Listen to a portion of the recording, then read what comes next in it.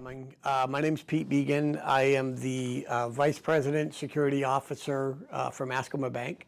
I've been in that role for 21 years. I'm also a police officer locally, and I've been in that role almost 26 years. So Allison and I wanted to try to get out and say hello and talk about fraud, because fraud really stinks, and there's a lot of it right now. So I'm going to tell you a lot of stuff. The intent of me telling you this stuff is not to scare you, but it's to make you aware of what's happening and kind of what we're seeing at the bank. And hopefully, I've brought a bunch of business cards, and even if you're not a customer of Mascoma Bank and you have a question, please call me. I will tell you that I'm rarely in my office, so leave me a voicemail. And I'll call you back. And again, it doesn't matter. This isn't a sales pitch for Mascoma. So do you all have any guesses of complaints filed last year? So there's a website, and if you fall victim to any fraud that's electronic, I will tell you to go to this website. It's called ic3.gov, the letter C, the number 3.gov. What that stands for is the Internet Crime Complaint Center, and it's monitored by the FBI.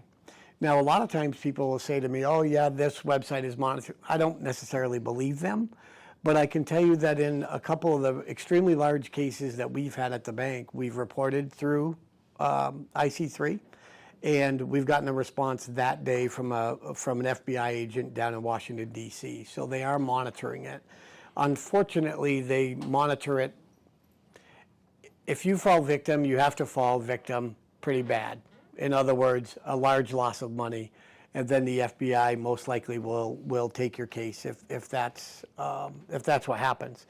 So, under the age of 20 in the year 2024, so in last year, how much money do you think people lost in this country under the age of 20?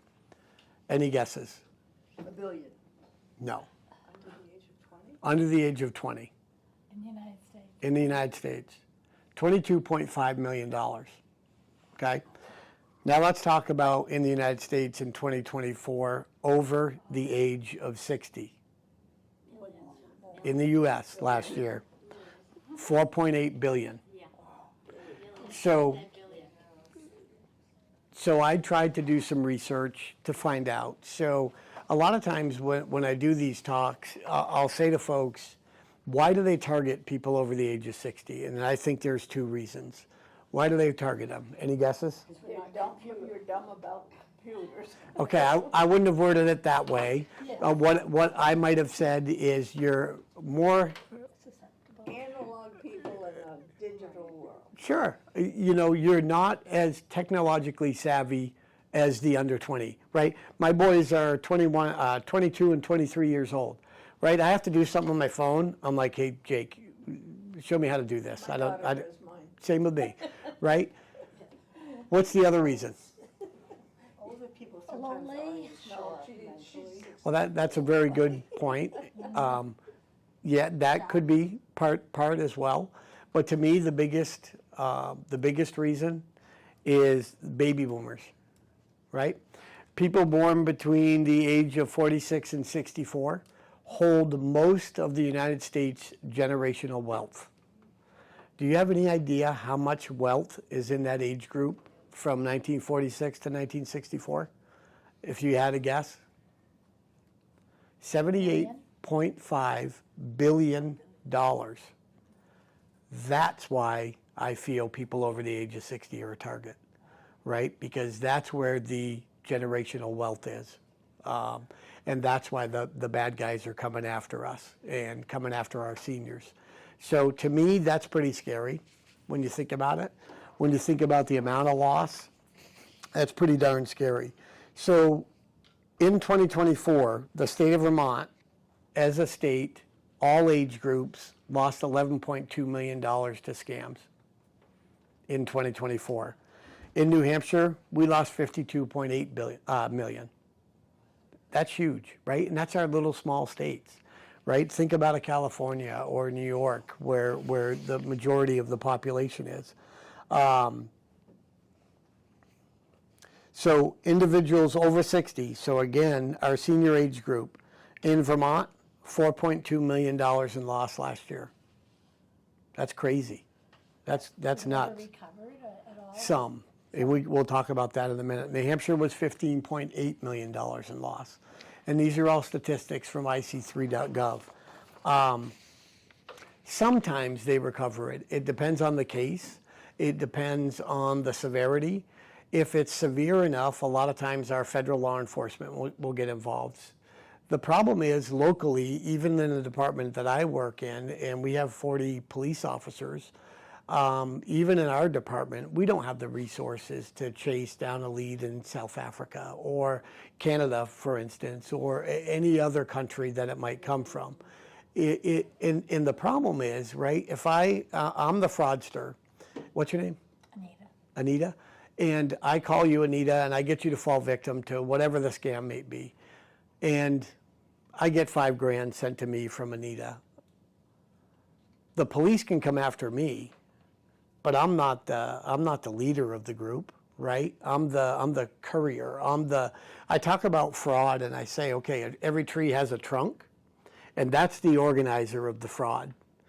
Every branch is the people that we're dealing with. So you've got to then get from that branch, down the branch, to the trunk.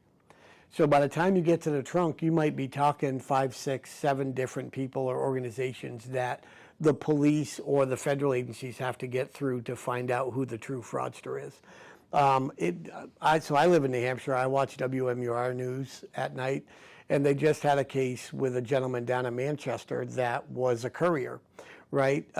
Somebody fell victim to a scam. He was the person that drove to their house, picked up the cash, and then gave the cash to the big guys. He was arrested. He was charged with a felony. He's not the mastermind of the crime, but he is a courier for the criminals. So he was arrested and he was charged. So sometimes it does happen. Are they going to get that money back on this case in New Hampshire? Probably not. But at least arrests have been made, and hopefully we can start to put a dent in some of this stuff. The problem is it's so intricate, right? I was talking to Allison before we started about a case that I had, and it was big. It was just under $200,000 in loss. And the problem is that money might go into somebody else's account, but that person may not actually be the fraudster either. That person is then instructed, because they're the victim of another scam, to then send that money via wire to this person and that person and that person. And each person along that trail may be keeping $200 or $500 or whatever they're instructed to do. But by the time it gets to the big guy or girl, it's still a substantial amount of money, and all the fraudsters in the loop have all been paid something. So it's a really difficult thing to track down. The best way to not have to track it down is not fall victim, right? And that's the hardest part. So just for instance, and these are some of the scams that I see with our senior group. A phishing email in 2024, that was $20 million in loss. Investment opportunity, that was $1.9 billion in loss in 24. Identity theft, $28 million. Data breaches, $28 million. Romance scam, $389 million. So this was all in 2024 throughout the United States. So it's huge. And what we've got to do is get better about protecting ourselves. Don't click on that link. And we'll get into that here in a minute. And I'll tell a few stories. Yes, ma'am. The fraudsters must be a 1%er with all the money they're getting from all of us. Meaning, what do you mean by that? 1%er that they've made billions. Yeah, for sure. Yeah. Yeah, and it depends, right? Because there's 1,000 different scams that are out there. So usually what we believe happens is that you get a fraudster that's good with the romance scam. Well, that's what they're going to stick with. They're going to stick with the romance scam because they're successful with it. Same thing with phishing. You know, somebody will send an email that says it's from Bank of America. Click on this link. They're good at that, right? These people are professionals at what they do, and they're very good about getting us to fall victim. And sometimes it's just too easy for them. I'll tell you some stories that honestly I can't believe people fell victim, but people still fell victim. So we've got to be careful. We've got to pay attention. Think about a sense of urgency. Every one of these scams that you're going to see, there's always a sense of urgency. Who got the latest? Y'all have cell phones. Yeah. Who got the latest text message that said that you owed the state of Vermont for tolls or the state of New Hampshire for tolls? I got 3 in one day. Look, I have Easy Pass. Do y'all have Easy Pass? Yeah. That's not how it works. Easy Pass doesn't even have my cell phone number, right? When my account starts, I drove to Maine last weekend, so my account's probably getting low because the Maine toll plaza is like $7 to get to Old Orchard. Anyway, and then I got to get home. So they have my card, right, and they just replenish my fund. They don't send me a text and say, Pete, you didn't pay a $2 toll. We're going to suspend your registration. We're going to suspend your. It doesn't work like that. So, but there's always a sense of urgency, right? Because those people don't want to get their license or their registration suspended, so they click on the link. Clicking on the link can be bad enough, but then when you provide the information to that link that you clicked on, it's even worse. Why is it, sometimes I get stuff from like the when you put your photos into the cloud, Yep. I get things from the cloud, but it's not really the cloud. Right. But I'll click on. But then, I know, but then it asks for your information. I don't do it. Yeah. But I have to ask my son, so what do I look for in that email that tells me it's not the cloud? Great Because question. it looks so, Yeah, because it looks legitimate, right? So we had an instance, and it happens every couple of years, where you'll receive a text from Mascoma Bank that says, hey, we have fraud on your account, or Anita, did you spend $400 at Walmart yesterday? And Anita says, oh my gosh, no, click here. You got to look at the website, and does that make sense, right? Most of the websites you're going to see are going to end with .com, .org, .gov, .net, those types of websites. The problem is what people weren't doing is because now they're nervous, right? Their account has fraud on it. So let's quickly click on the link. That's where they get in trouble.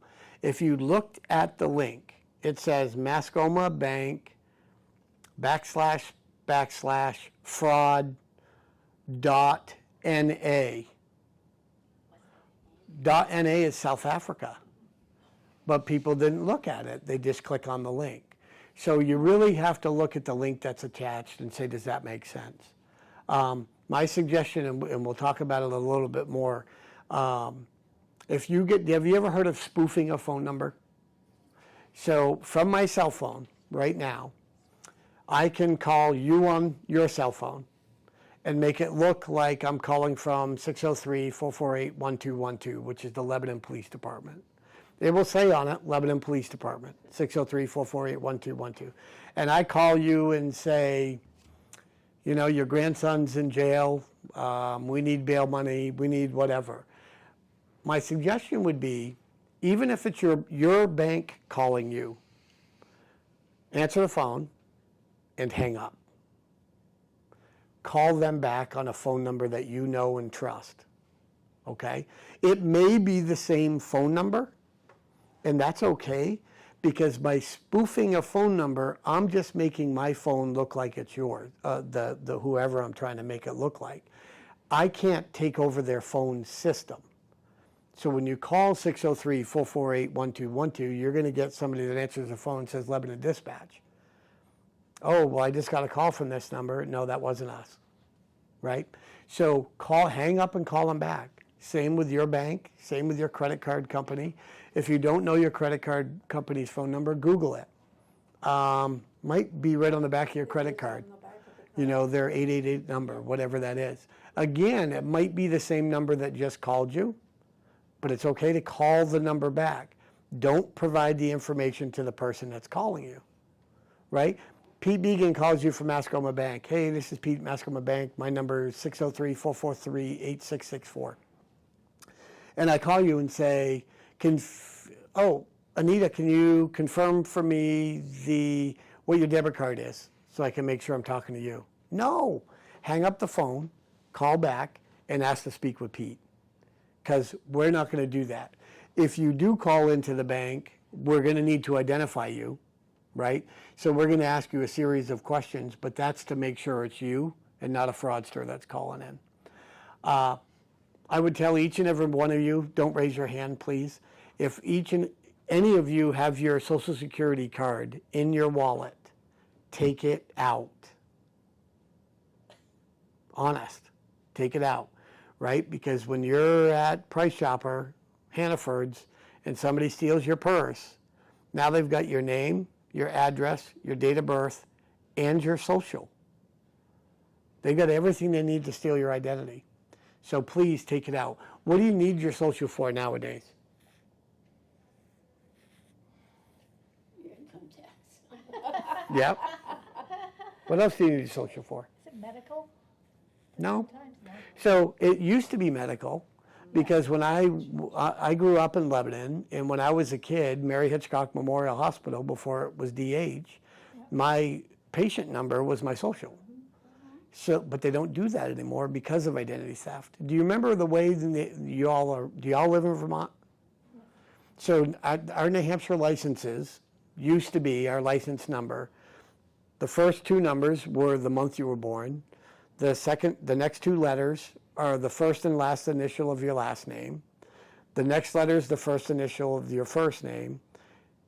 The next two numbers are the year you were born. The next two numbers were the day you were born.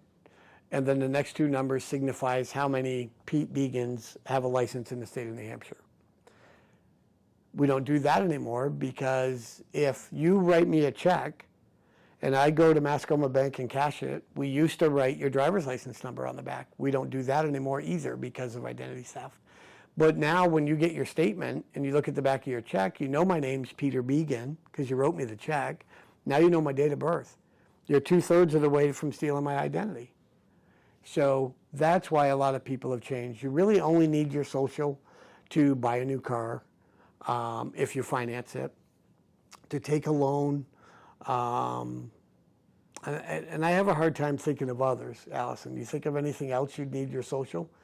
And let me ask you this. Sometimes to identify yourself, if you call, like, Fidelity, Right. they'll ask for the last four, but But let me ask you this. When's the last time somebody asked you for your card? You can't remember. They might ask you for your social to apply for credit, but they're not asking you, I apply for a loan at Mascoma Bank. They're not saying, can I see your Social Security card? They're saying, what's your Social Security number, to fill it out on the application. So if you have it there, take it out. Put it in your safe at home. You don't need to carry it with you. It just gives the bad guys another opportunity, another way to potentially steal your identity.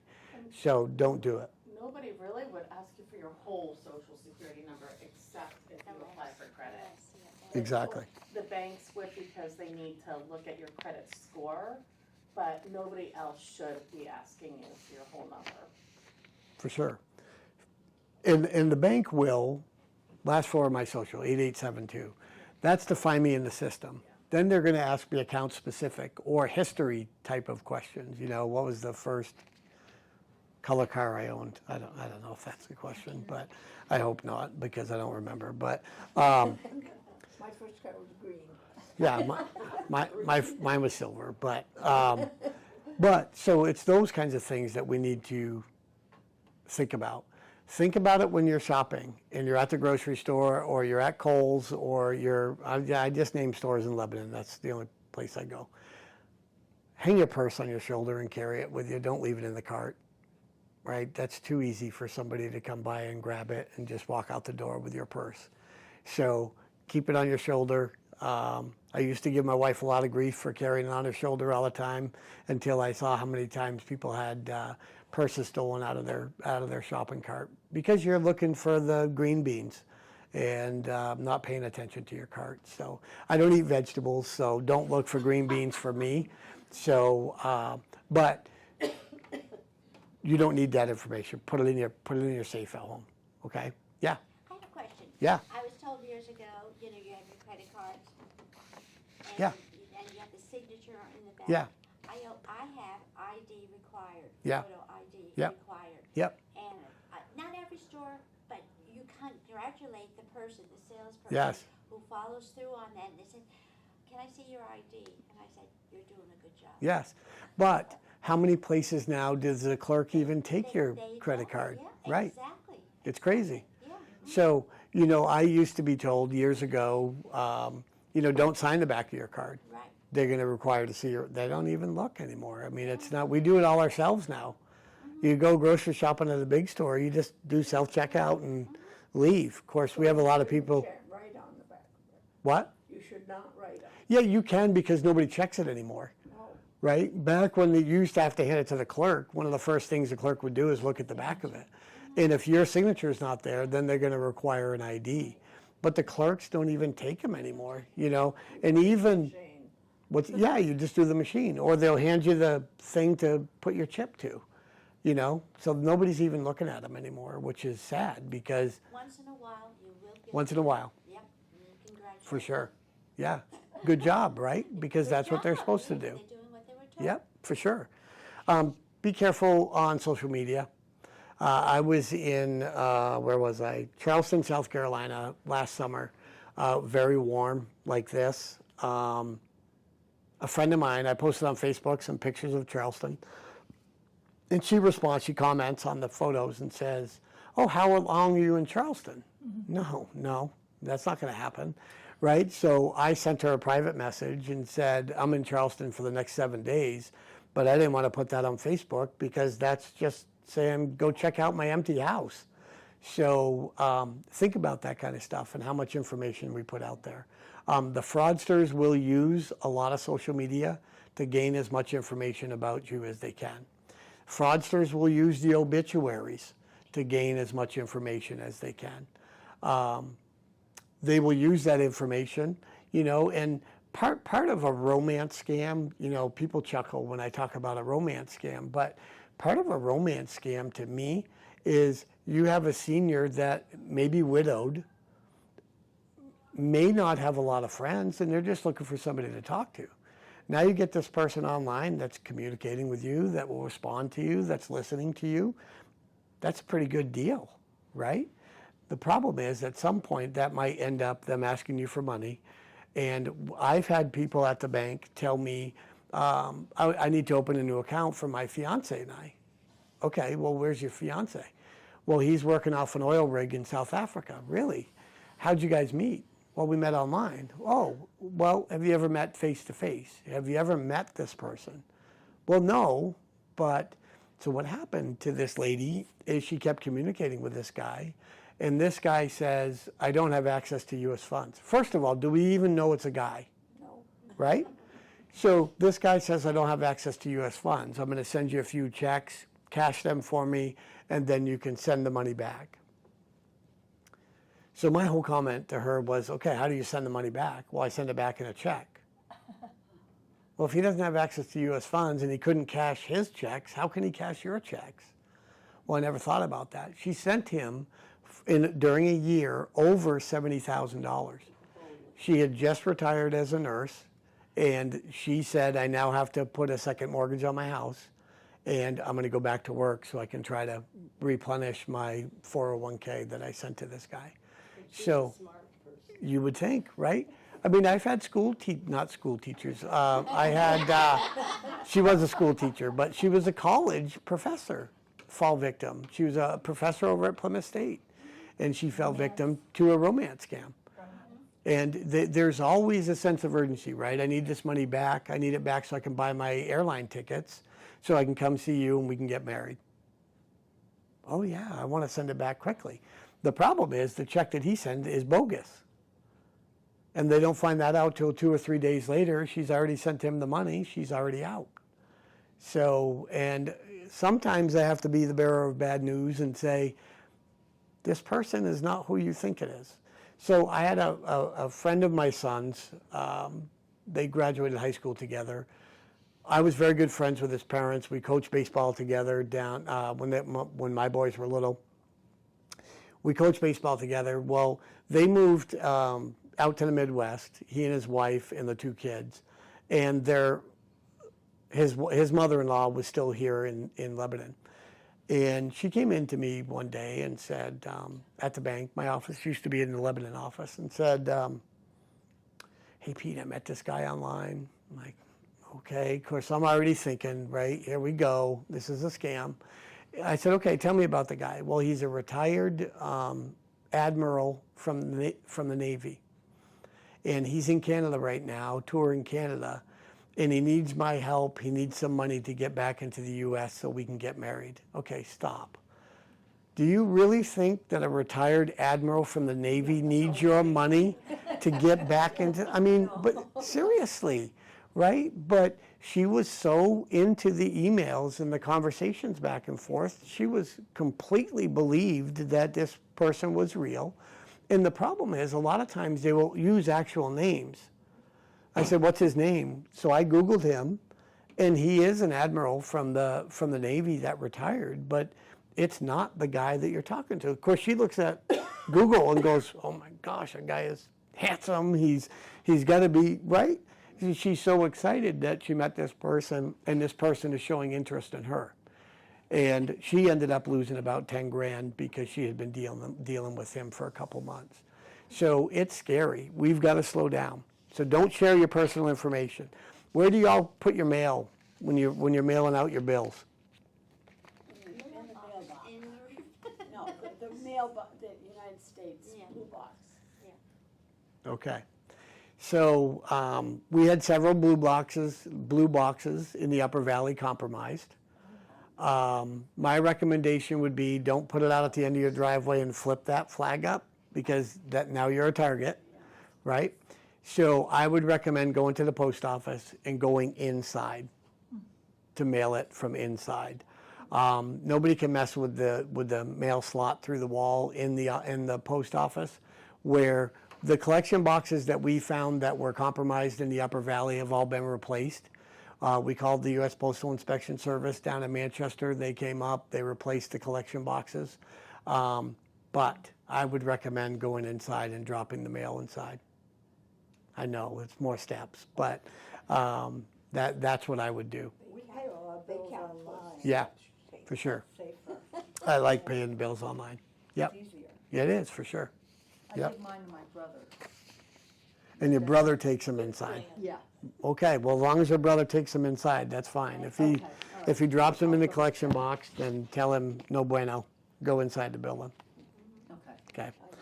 Pay attention to your billing cycles.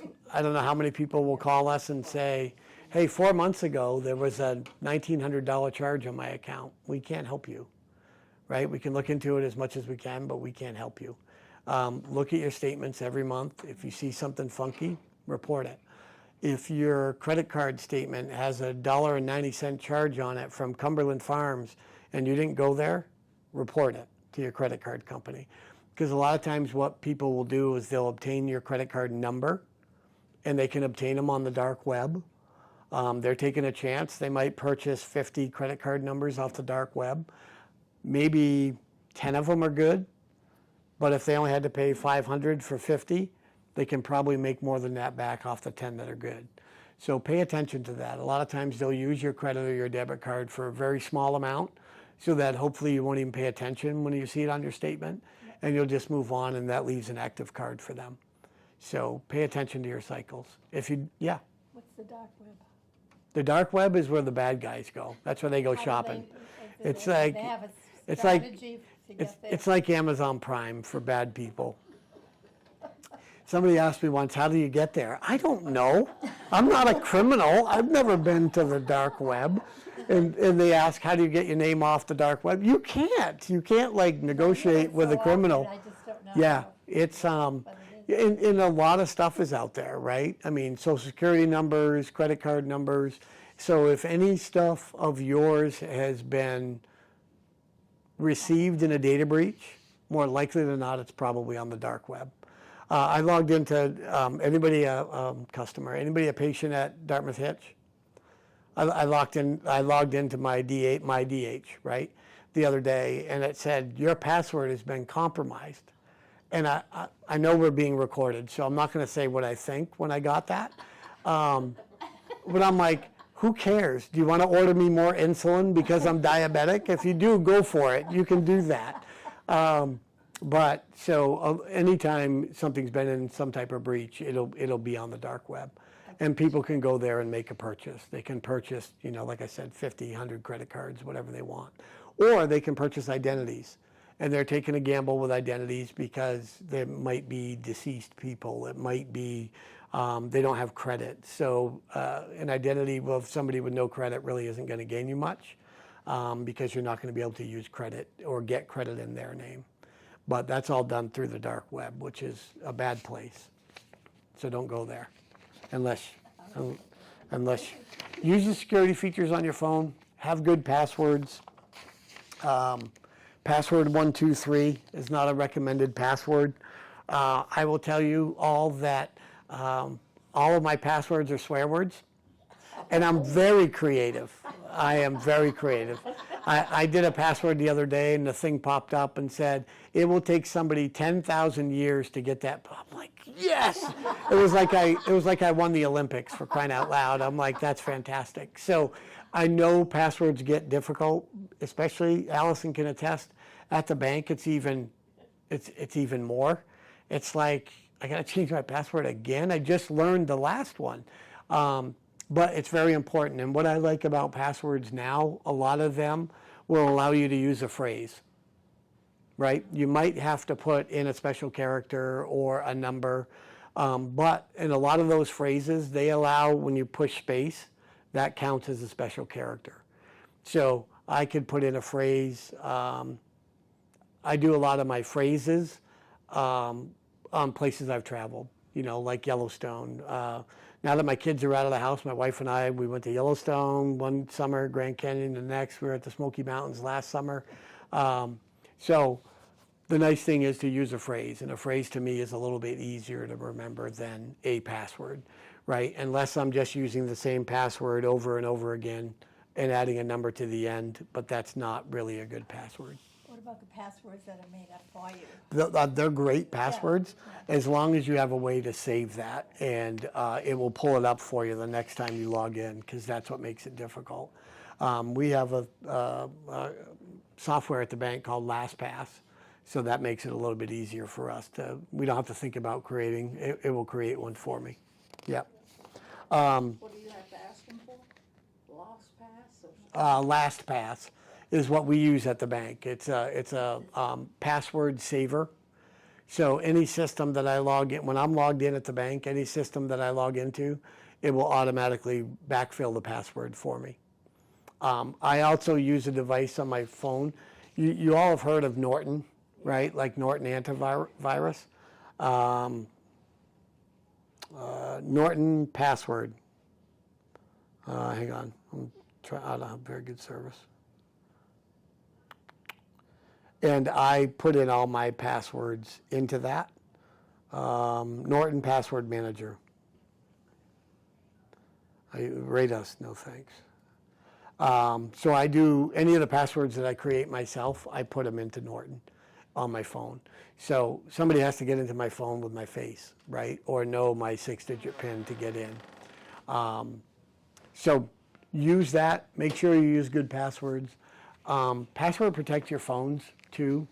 If that doesn't require you to, still do it.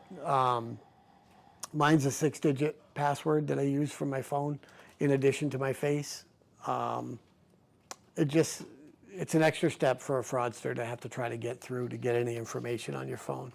Like I said, that is not a good password. Okay? So don't use that. If you have it, change it. That's not a good one. Also, don't write your passwords down on a sheet of paper and put them under your keyboard. That's the first place the bad guys look. Lock your homes. Lock your cars. You may not see it as much as I see it in Lebanon, but I bought my house for my folks 30 years ago when my wife and I got married. And when I grew up, we never locked the house. We left the keys in the car. I will not do that now. The bad guys are always looking for an opportunity, and if we make it easy for them, we need to give them resistance. I also recommend, ladies, bring your keys to your bedroom with you at night and put them on your bureau next to your bed. In case something happens in the night, you can at least hit the panic button. And one of your neighbors might hear your horn honking and get mad after a bit, and call the police and say, hey, Anita's dang horn's going off again. But at least that might get somebody coming. So just more of a safety thing. But I have other things that I use at home, not my phone, my keys, I mean. You all know you can get a free credit report every year. Annualcreditreport.com, you can get a free credit report. So we talk about not giving out information, right? I will tell you that if you call one of the 3 credit reporting agencies, Experian, TransUnion, Equifax, you're going to have to give them, your drop of your first child's blood to get them to believe it's you. But those are the 3 credit reporting agencies. Annualcreditreport.com will allow you to do a free credit bureau every year. But the interesting thing is you can pick TransUnion, you can pick Experian, and you can pick Equifax. So you actually get 3 free per year. So if you do one in April, one in August, and one in December, you can get 3 free per year. When you do that and you get your credit report, pay attention to it. If there's credit out there that you don't know, dispute it with the reporting agency, okay? It could be somebody else trying to obtain credit in your name. The other thing that I might recommend is putting a fraud alert on your social with the credit reporting agencies, okay? What that means is you call TransUnion, Experian, or Equifax, and you say, I'd like to put a fraud alert on my social. What that means is that anybody else trying to use your Social Security number, that reporting agency has to call you first to confirm that it's you applying for that credit. So does it slow down the process? If you're trying to buy a car with credit, yes, it's going to slow down that process by probably a day or maybe 2 days. But if you're not buying a car with credit, it really has no effect on you whatsoever, other than protecting your social and protecting you from somebody else using your social. So that, I would recommend doing that. Sorry, I keep hitting your mic. I would recommend doing that. And again, if you're applying for a car loan or a loan or a mortgage, it's going to slow that process down. But that credit reporting agency has to reach out to you and contact you. So let's talk about, we talked about a little bit about websites and links. Again, if you get a call from your bank, hang up, call them back from the number you know, or go to your local branch, whatever bank that is. Hopefully there's a branch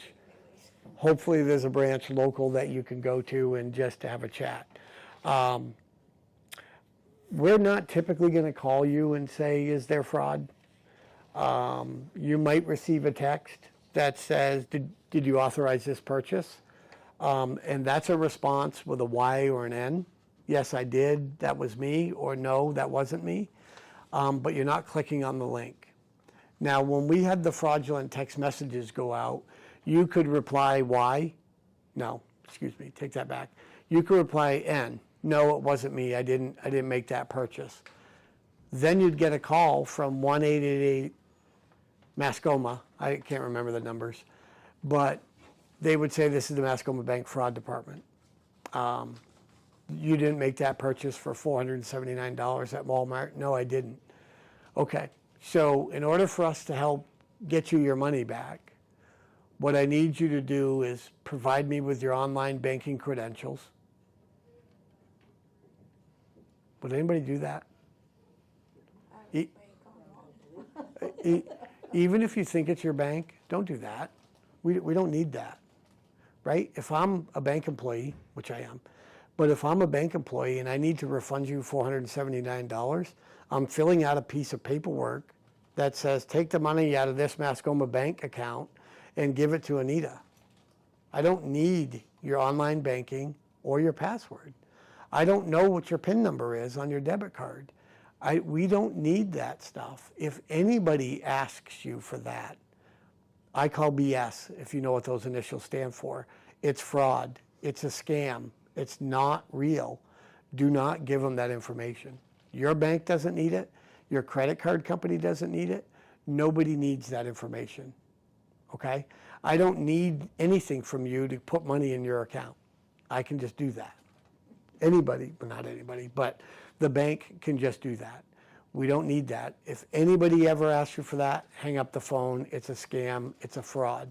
So what we've seen is people will provide that information to the fraudster. The fraudster will then start to log into their online banking. But online banking is multi-factor authentication, right? So that means that at that same time, your cell phone's going to get a text. This is the PIN number. And that fraudster on the phone will say to you, I just sent you a PIN. Can you confirm those 5 digits for me? Yes, I can. They're 1, 2, 3, 4, 5. Bingo. Now they're in your account, your online account. And what that means is any account affiliated with that Social Security number, they now have the keys to your kingdom, and they can do whatever they want with your money. So if anybody asks for a username or password for your online banking, hang up. It's fraud. It's a scam. It is not the bank. If you're concerned, which at this point I would be concerned, I would then call the bank or stop by your local branch. Tell them what happened, okay?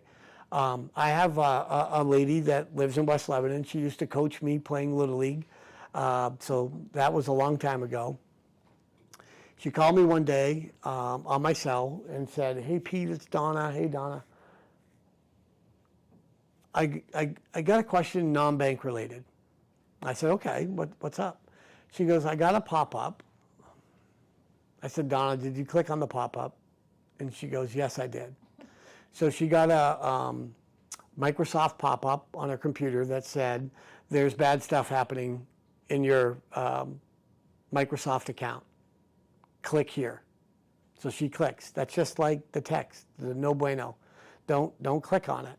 She clicks on it, and I said, okay, Donna, you say it has nothing to do with your bank account. She goes, that's right. I said, what was the first thing they asked you to do after you clicked? I said, did they ask you to log into your online banking to make sure that you had no problems with your accounts? And she goes, they did. I said, of course they did, because they installed what's called malware, malicious software, with a keystroke logger, so they can log every key that you're touching on your keyboard, and now they have your username and your password for your online banking. She said, what should I do? I said, you should drive to the branch right now, and I'll meet you there. And it's kind of a pain because we closed out all of our accounts, we shut down our online banking, and we opened all new accounts for her. That's a pain. I get it. That's a pain. But it's the best way to try to protect once something like that's happened. Do not click on a pop-up. Microsoft doesn't care what's going on your computer. Matter of fact, I say just the opposite. They'd rather have your computer break so you'd come buy a new one than try to help you and say you've got problems with your Microsoft account. They don't do that. Norton Antivirus, click here to update your firewall. Do not do that. Take it somewhere and have your firewall updated. Take it to the Geek Squad down at Best Buy.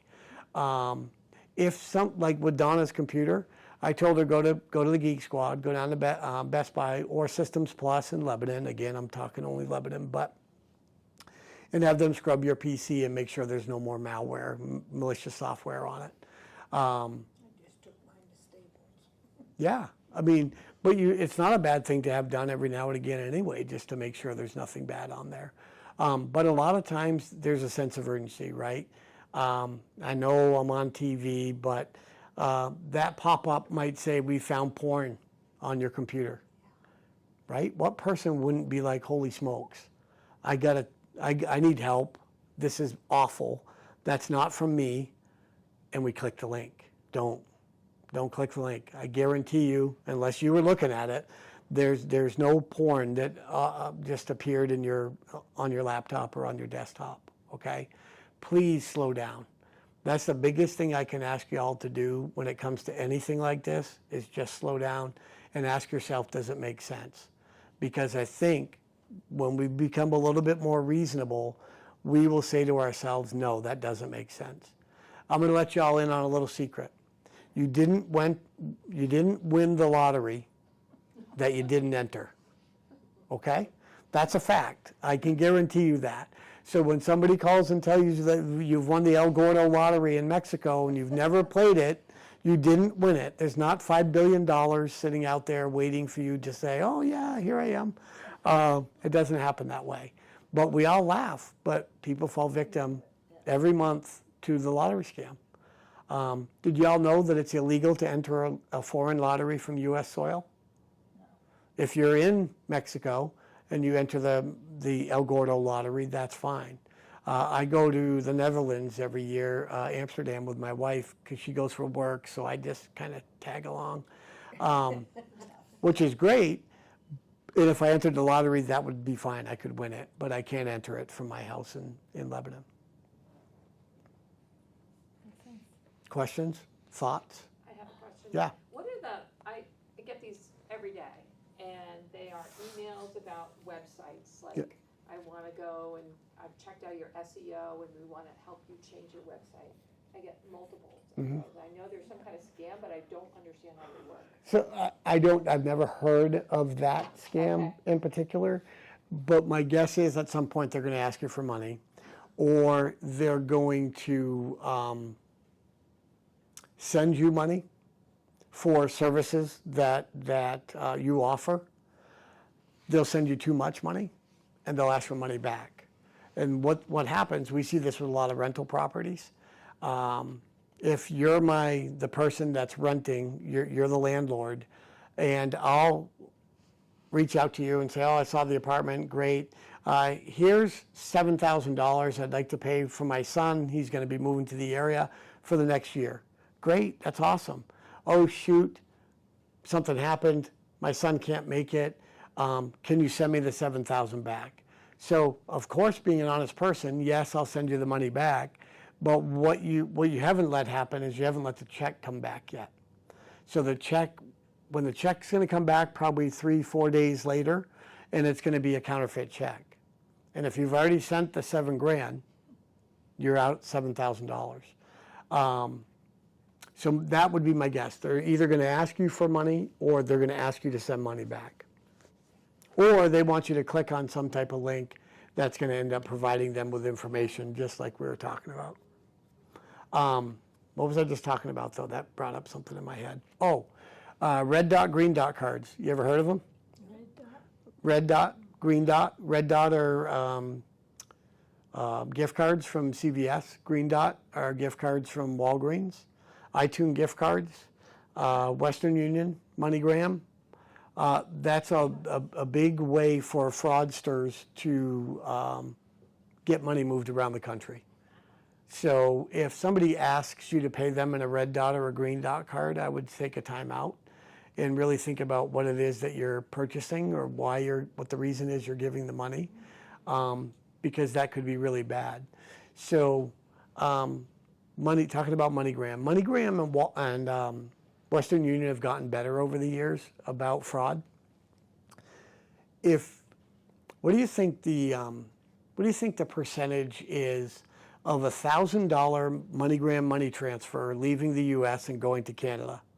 So you're sending a $1,000 MoneyGram transfer to Canada. What do you think the percentage of fraud is in those transactions? It's 80%. So 80% of all MoneyGram money transfers that go from the U.S. to Canada are fraudulent.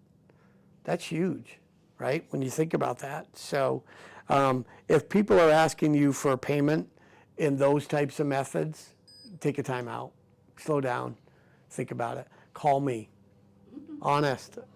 The other thing that I tell people, tell them your son's a cop.